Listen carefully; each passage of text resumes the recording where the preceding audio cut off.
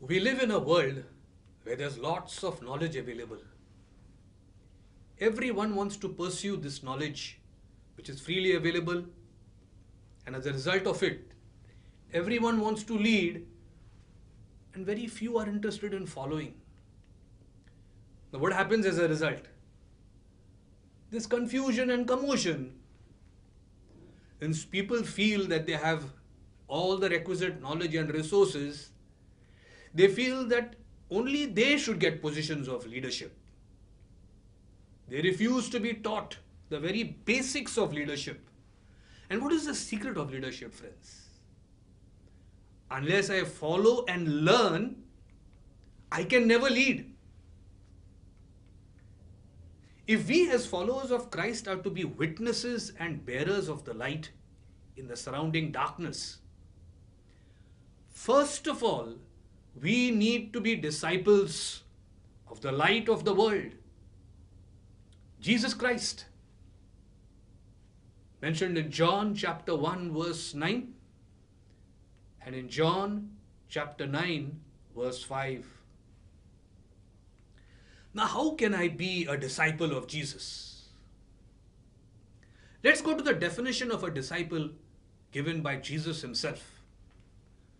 The Gospel of Matthew chapter 16 verse 24. If anyone desires to come after me, he must deny himself, take up his cross. And in another gospel it's mentioned daily, and follow me. Well, let us reflect on this very definition itself. See, when Jesus speaks to anyone, he never speaks to people in general. He always is interested in a relationship. And so here too Jesus speaks about two people, anyone and Jesus. So there are two people. So first of all, if we are to be disciples of Jesus, we need to know that Jesus is interested in a relationship between him and between me. The next point. If, he says, if anyone and desires. Now it's a very interesting thing that to be a disciple, I need an option. It is not forced. It is not compulsion. It's a willingness on my part whether I really need or I want to become a disciple or not. There is no compulsion. I also need to be teachable, friends.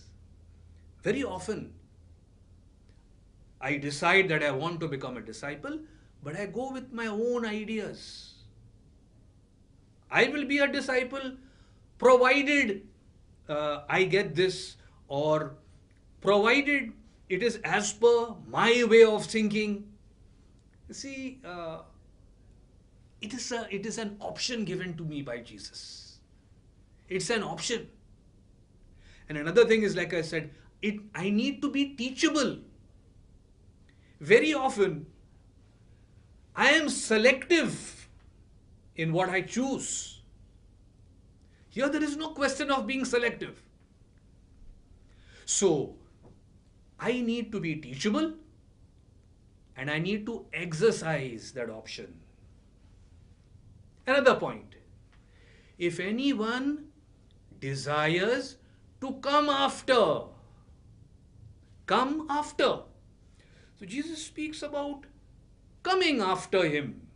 Now whom? I need to keep my focus, friends.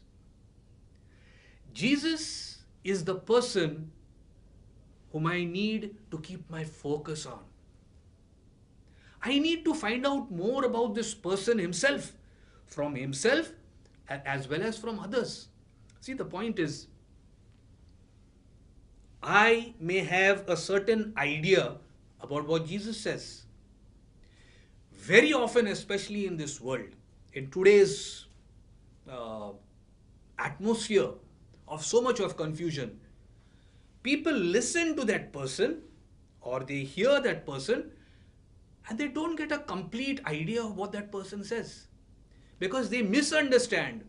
Perhaps we need to go to others also who have been disciples of this Jesus. That's why we have the church.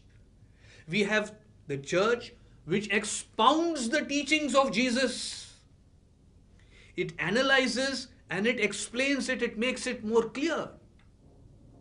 So, when we are focusing on Jesus himself, we need to learn from him. Yes, of course, we need to learn from Jesus. But we need to learn from people also. What was their experience of Jesus? What does the church have to say? So, this is the point. We need to experience Jesus himself and from others. There's another point then. Let this person deny himself. You will find Matthew chapter 10 verse 24. A disciple is not greater than his master. You know, today we find another point of confusion in this world, in that people want things that are comfortable to them. They will agree with whatever ideas Jesus has got, provided it suits their purpose. So they become very selective. You may have maybe a particular theological point, maybe about live-in relationships, controversial. I go with the idea that I want things to be as per what I feel. Let me go to see what the gospel says. See, when I go to Jesus, when I go to this person, to the master, I call him the master, I don't argue with him. A disciple is not greater than the master. The master says, I listen and I learn. There is no question about arguing with him and trying to give him my opinion about what he should do. I learn from him. I deny myself.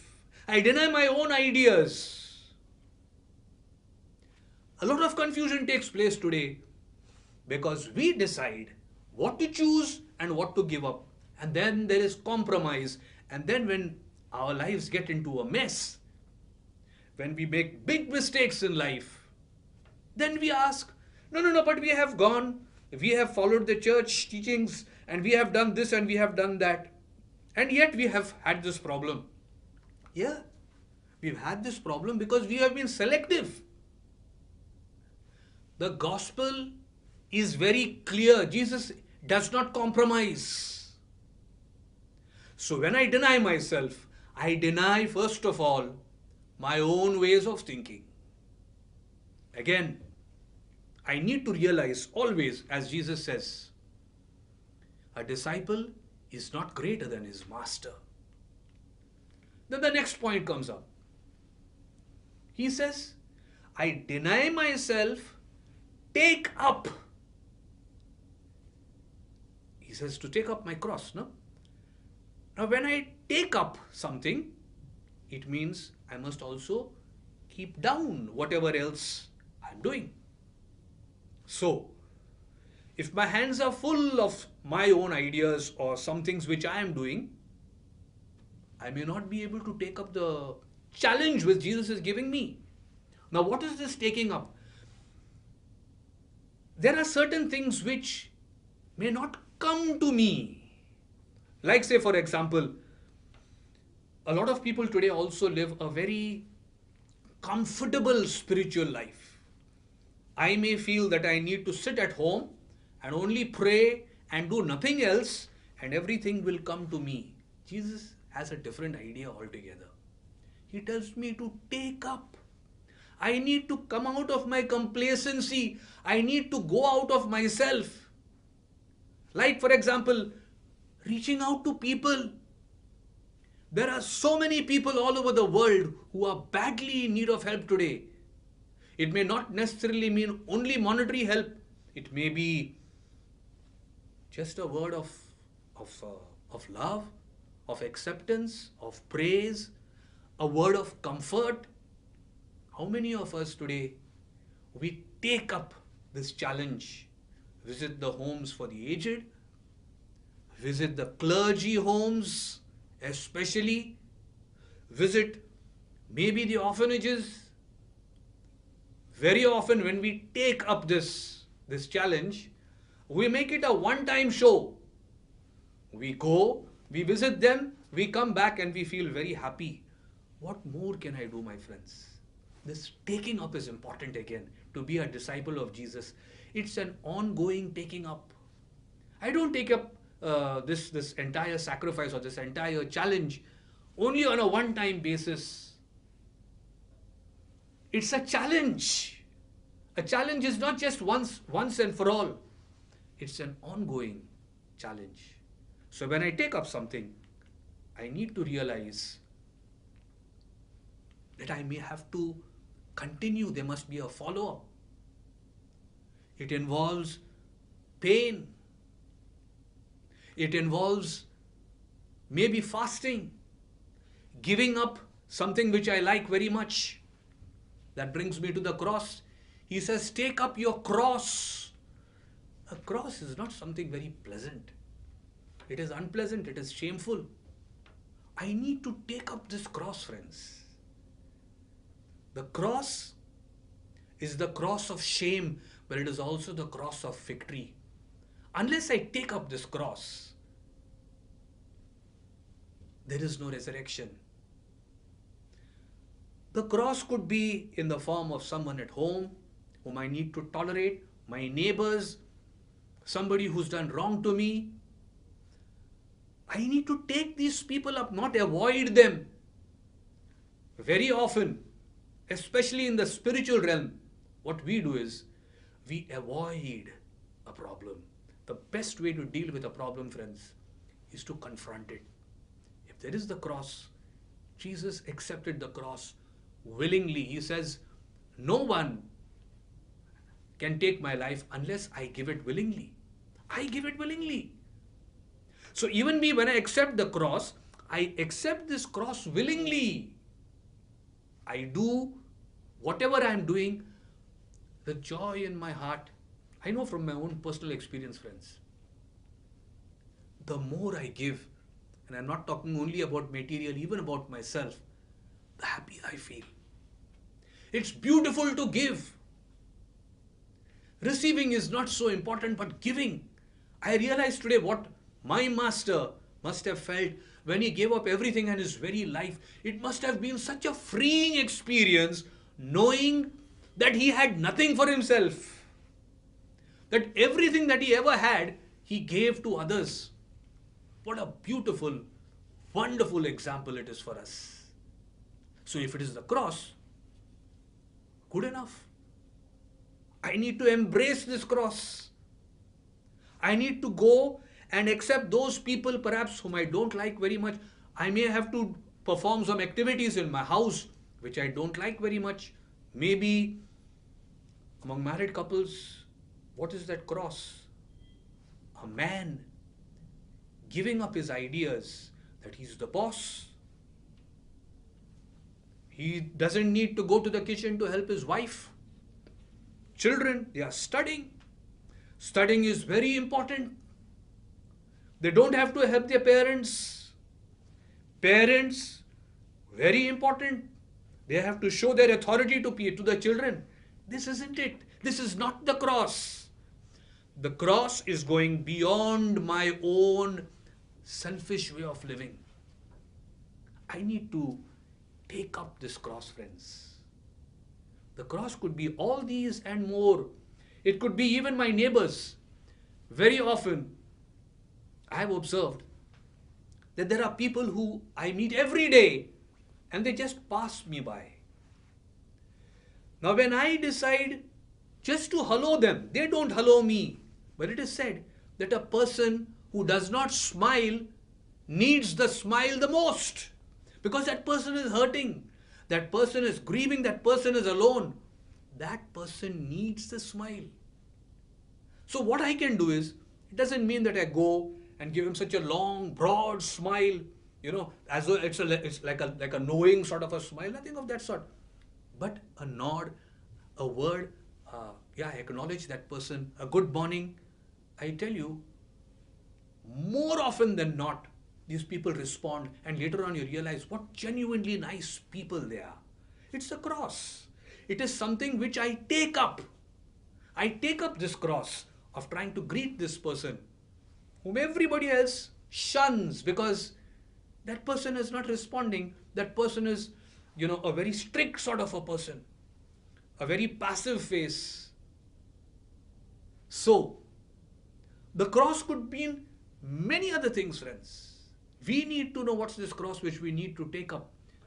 The base here, the baseline which I would like to say is we need to give up our complacency. So taking up, we give up what we are doing and we go and we do something which perhaps may be unpleasant. Mother Teresa did such a lot of things which we would call unpleasant. Reaching out to the lepers. To even go near a leper who is half leprous, we feel so dirty. What about cleaning up? Cleaning up those wounds.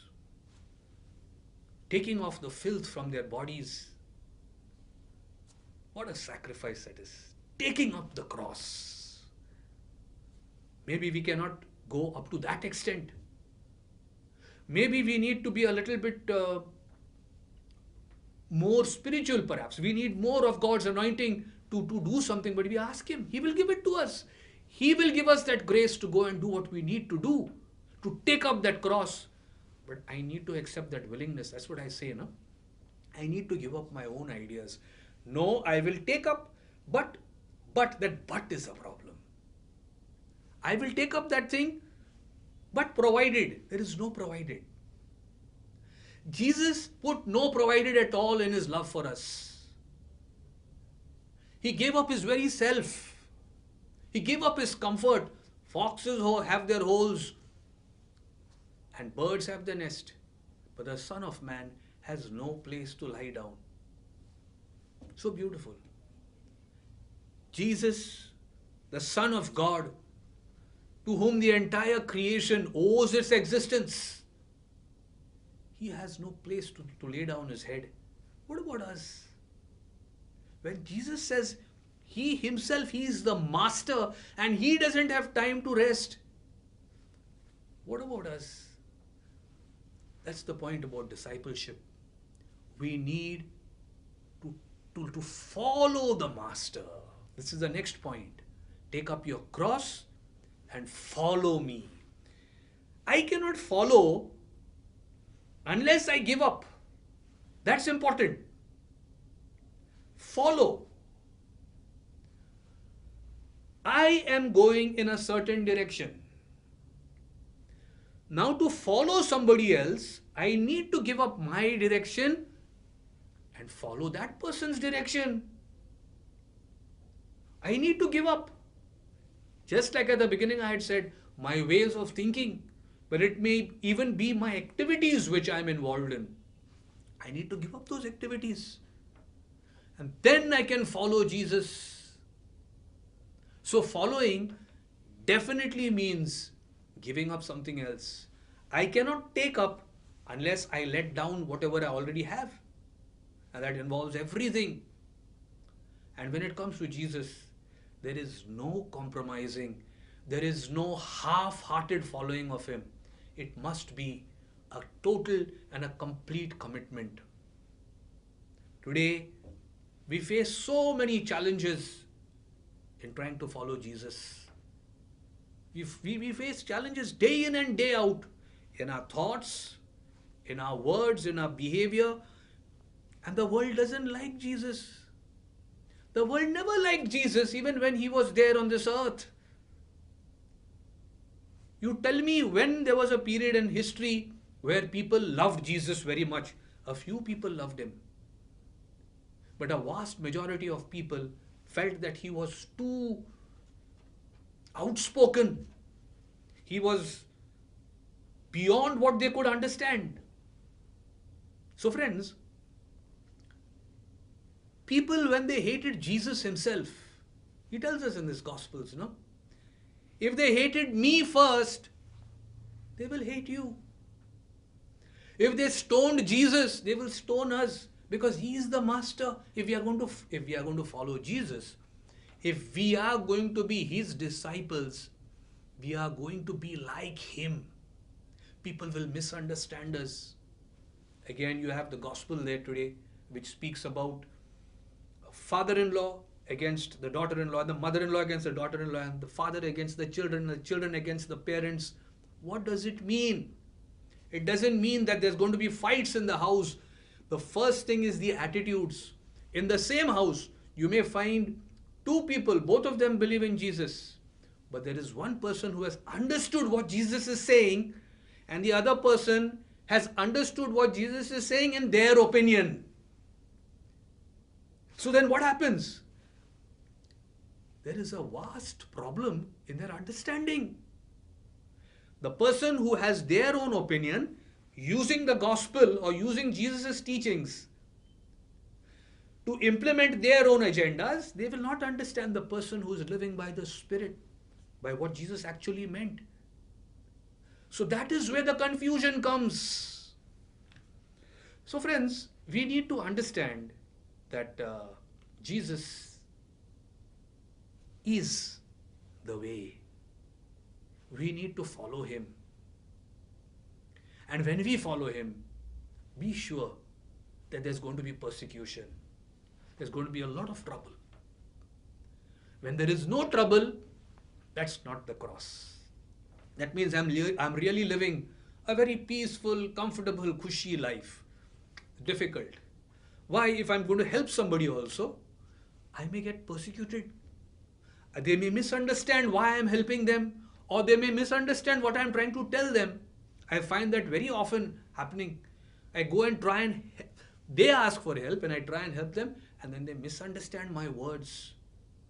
But that shouldn't stop me from going and reaching out to them. So we need to understand that if Jesus was persecuted, if they misunderstood and misinterpreted his words, they will misinterpret our words also. Don't be afraid. But it doesn't mean we should get angry. Jesus never got angry because people misunderstood him. He loved them. And the last word in this verse from the Gospel of Matthew is, take up your cross and follow me.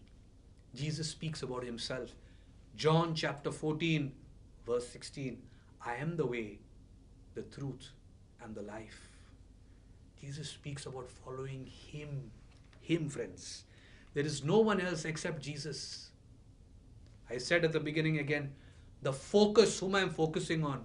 Remember, no one else but Jesus. He is the Holy One. He is the Lord. He is the Master.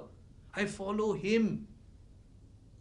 Every time my yardstick of measurement must never be people of this world, but it must be Jesus. Yes, I look towards people as role models, maybe the saints, maybe a person who is doing good, but they are still human beings. I look at the ultimate person whom I can focus on and whom I can consider as my master, whom I can give my everything, whom I must give my everything if I want to be a disciple. That is Jesus, the light of the world. So friends, as he says in the gospel, he's giving us an option. This is only for those, this special teaching is only for those who are really ready to take up his cross. It is not for everyone. Like he says, many are called, but few are chosen. Many people start. There again, Jesus speaks about the parable of the builder. He tries to build without trying to count the cost. Suddenly he builds halfway and he finds he cannot complete that thing, and people will laugh at him. So we too, when we go for a retreat, or we go for a nice prayer service, or we go to church for the mass, and there's a good sermon which is given, immediately, emotionally, we feel that we are very happy, we are going to follow Jesus. And then when persecution starts and when there is trouble, We just leave it and we run away. And then people laugh at us. We need to count the cost, friends. Before becoming a disciple of Jesus, we need to count the cost. Remember, there will be a cost. There will be a cost on your physical health, on your mental health, on your finances, on everything. There will be a cost. Because Jesus himself paid a cost. There was a cost for Jesus to demonstrate to us what it actually means to be his disciple. His life itself, his entire life was a life of miracles, but it was also a life of suffering. So friends, don't ever feel that it's easy to be a disciple of Jesus, but at the same time, he also tells us that he is with us always until the end of time. So be comforted knowing that if I'm going to follow Jesus, he is not going to leave me alone. His Holy Spirit is with me.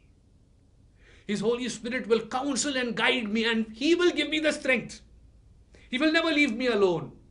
Every time I make a decision to follow Jesus, remember it's his inspiration.